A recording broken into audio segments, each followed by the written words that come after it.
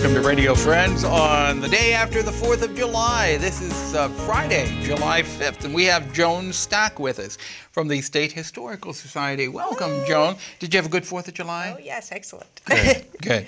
And you're here to talk about art in the Missouri Capitol. That's right. I want people to start to understand how important art is in shaping our understanding as Missourians. Not only art, but architecture, the Capitol itself. And we have an exhibit up right now called Art Represent, let's see, how did we phrase it? We phrased it, the Missouri State Capitol in art and art in the Missouri State Capitol. The Missouri State Capitol in art and art in the Missouri State Capitol. That's right. So the first group of pictures, and I have an example here if you'd like to hold it up. Okay, we've got one here.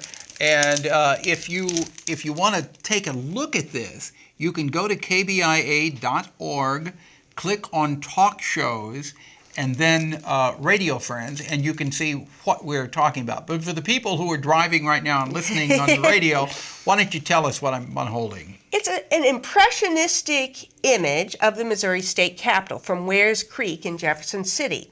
And what's so exciting about it is it was produced in the 1920s, just after the Capitol had been built. Oh, this was done in 1920? In the 1920s, I Okay. think 1922 or 23. And the Capitol was built when? It was finished in the teens.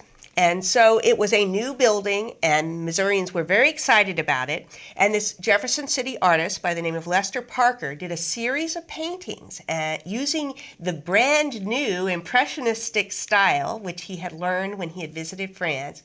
And he used that style to represent Missouri's Capitol as a building that would inspire Missourians, that would help us shape our identity, that would unite us as a people with this kind of monumental, inspirational building that in a way represents us as Missourians. Yes, okay. So how many separate pieces of artwork do you have on display at the State Historical Society? Well, we have over 20 artworks. Now, about half of these represent the Capitol. We have works by Lester Parker, quite a few by him, but we also have works by local artists, Bob Bussebarger and Keith Crown, both who recently have passed away, but who are wonderful modern artists of the latter half of the 20th century. And then we have a group of very interesting paintings, which date back to a painting by George Caleb Bingham that reflect artwork that was in the state capitol.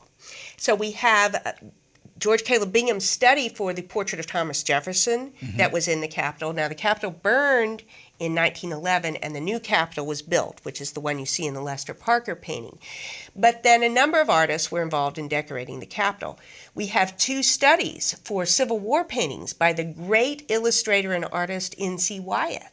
These are borrowed from the Museum of Art and Archaeology. Those are really exciting to see. And we have lithographs based on Thomas Hart Benton's great mural in the state capitol. Now, these are all on display at the Missouri State Historical Society. Yeah, in Ellis Library. We're located in Ellis Library on the University of Missouri campus, and we're free and open to the public Tuesday through Saturday. So please come and visit us and see this wonderful exhibit. From what hours to what hours? The gallery is open from 9 to 4:30 on weekdays and 9 to 3:15 on Saturday. Okay. And you are not moving anywhere. No, we're not moving You're staying anywhere. where you are. Okay. Now, let's talk about art that's in the Missouri State Capitol. Yeah, we were talking before I came on today about how art helps us to shape our identities as Missourians, both the architecture of the Capitol and the artwork that you find as you walk the halls of the Capitol. That artwork tells us something about at least how the state conceives itself and perhaps how we should conceive of ourselves as Missourians. And of course, that conception changes over time. So as you look at some of the early murals from the 20s, you see a sort of a dated vision of Missouri and its people and its history. For instance, there are not a large number of images dealing with African Americans in those early early images, or a large number of images dealing with women's history in those 1920 murals. But then it changes. It changes with Thomas Hart Benton, who's quite interesting, who does deal with some of those social issues. He deals with people of different classes, of different races. He does deal with women in his mural. So you do see our conception of ourselves changing over time. And we were talking about one way that we are continuing to construct our identity as Missourians with art in the Capitol, and that's with the Hall of Famous Missourians. And we have... And all of it's not, some of it, it's somewhat controversial. It is, and we have in the exhibit a polyester resin bust by Bill Williams of Thomas Hart Benton. So in the 80s, Thomas Hart Benton was brought into the Hall of Famous Missourians as an example of one of Missouri's cultural heroes. Now, over time, the Speaker of the House decides who is going to enter the Hall of Famous Missourians. And that can be a controversial thing. Who are we going to, as Missourians, choose to place in that? Does the Speaker of the House make the final decision? I think so. I think that's how it works. So it really depends on what the Speaker, who the current Speaker of the House is, and who his heroes are. Yeah.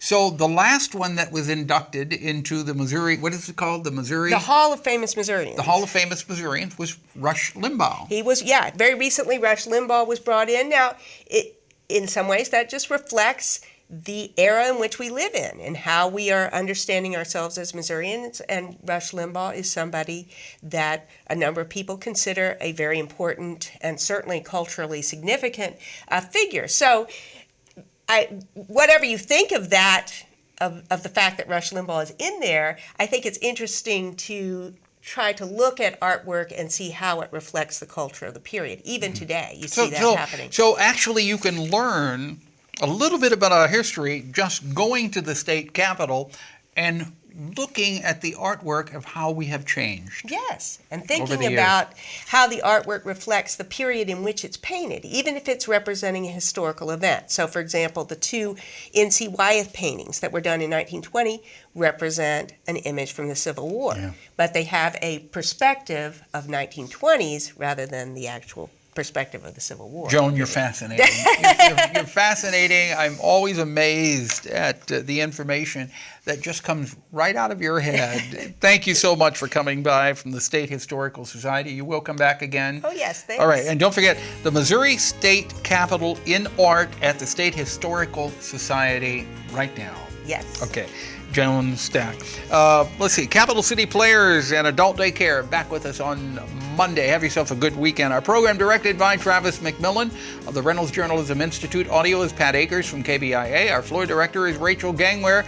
And our assistant producer and guest coordinator, Uncle James Mauser. And if there's something you would like to hear or see, I would love to hear from you. Pepper P, Missouri.edu. Bye-bye.